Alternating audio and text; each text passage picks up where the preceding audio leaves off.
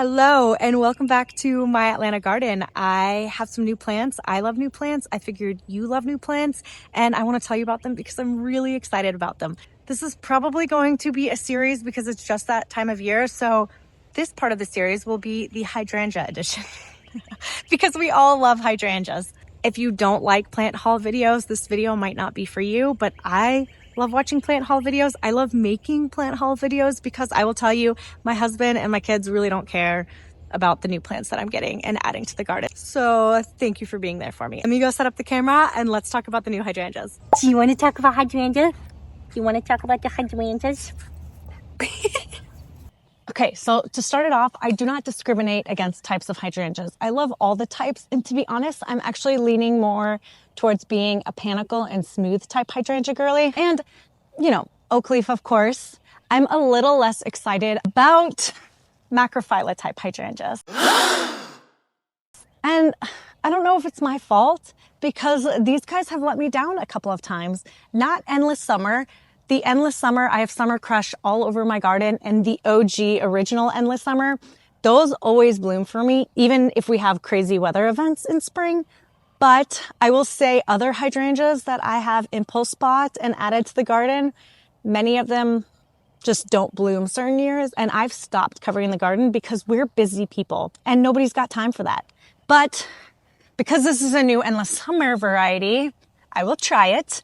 I am placing it here under this Japanese maple tree. In the last tour video, I showed you the Atlas roses. Those I have removed. Don't worry, they went to a good home. They're in my dad's garden now. But there's something about white blooming hydrangeas that absolutely bring me joy. And the great thing about white is that it goes with every other color. It's the perfect backdrop. And I think having white in that middle layer between the dark red of the Japanese maple and the blooming perennials that I have in front is going to be really, really pretty. So enough about me and what I think. Let's talk about this hydrangea. This is Endless Summer's newest macrophylla hydrangea. This is DreamCloud. It has big, fluffy white blooms, and I think it's a pretty compact one. Let me double check so I'm not lying to you. This stays under 4 feet, which in Atlanta, I've noticed if the hydrangea tag says between 3 to 4 feet, you can expect 4, maybe 4.5. So that's going to be a perfect middle of the border kind of layer. I did have some questions about this DreamCloud hydrangea because I am such a huge fangirl of Flowerful, which is First Edition's smooth hydrangea. It is amazing. It doesn't flop. I've had both Annabelle and Invincible hydrangeas in my garden in the past. They all flop for me. Flowerful has such strong stems. It's absolutely stunning.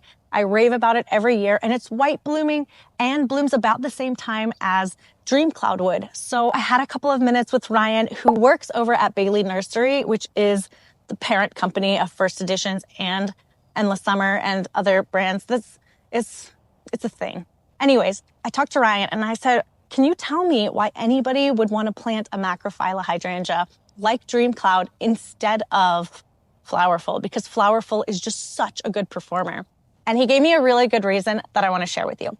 He told me that these blooms on the macrophylla age a more beautiful color than Flowerful would. And the buds on Flowerful develop at different times, so the show is very long, but he was right. The blooms do kind of just age to a tanny, browny, not beautiful color.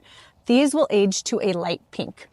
So I appreciate that logic. And with that, I'm very excited to plant this hydrangea right here and see how it does. Ugh, gotta sit down. I'm too old for this.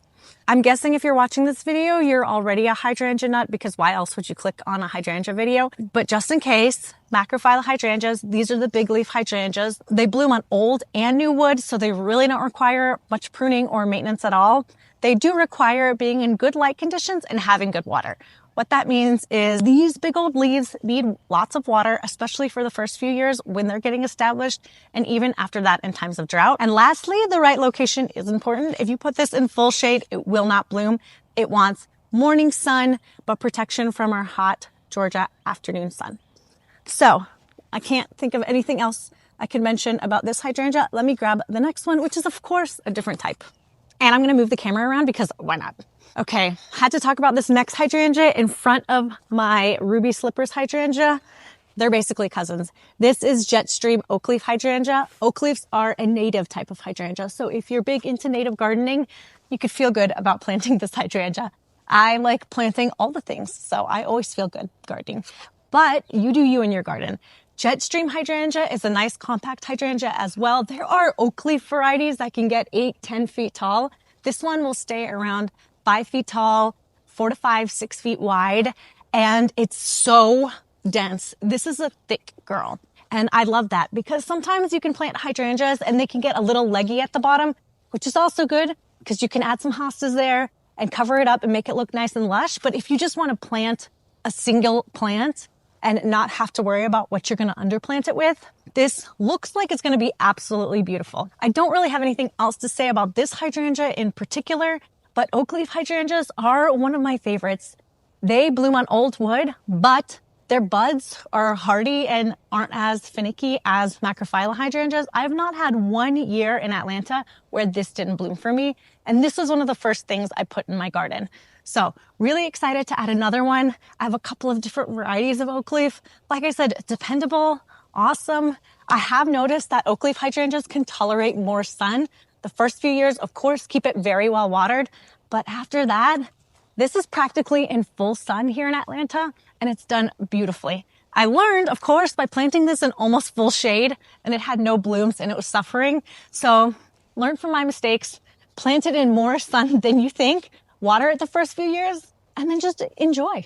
And of course, you know, the last hydrangea had to be a different type. This is First Edition's, I think, newest panicle hydrangea. I'm not really sure, but this is Spring Sizzle, and it's got a lot of promises that it's made, and I'm really curious to see how it's done.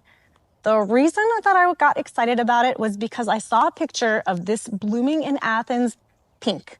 And if you garden in the Southeast, and maybe you've planted limelights, and they go from white to brown.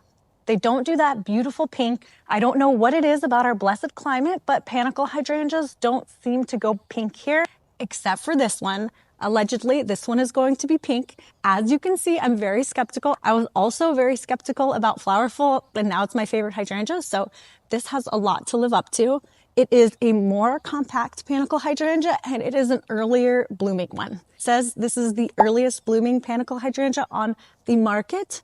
It's already starting to develop some buds where my other panicle hydrangeas do not. So I guess it checks the box on that. Although this is greenhouse grown, so it might be budding up a little bit earlier. The true test is going to be how it performs in the garden. And you know there will be an update video next year on how these hydrangeas grew for me. But for now, I wanted to tell you all about it, just in case you're looking for some rockstar hydrangeas to add to your garden. These might be pretty cool. Did we talk about the size? Let me double check. I think it's smaller. Yeah. This one gets about 4 to 6 feet tall and wide, so still a pretty big girl. It's going to be one of those show-stopping centerpieces in your garden that you can underplant with the middle layer and then the lower layer. I can't possibly think of what else we could talk about. These hydrangeas, once they're planted, will probably be featured in many garden tour videos coming up. I try to get those up every month, but sometimes life does a lot of lifing and videos get hard. Anyways, if you're still here watching this to the end, I want to say thank you for watching my video. Thank you for supporting my channel and my little garden here in Atlanta, Georgia, and I will see you in the next video.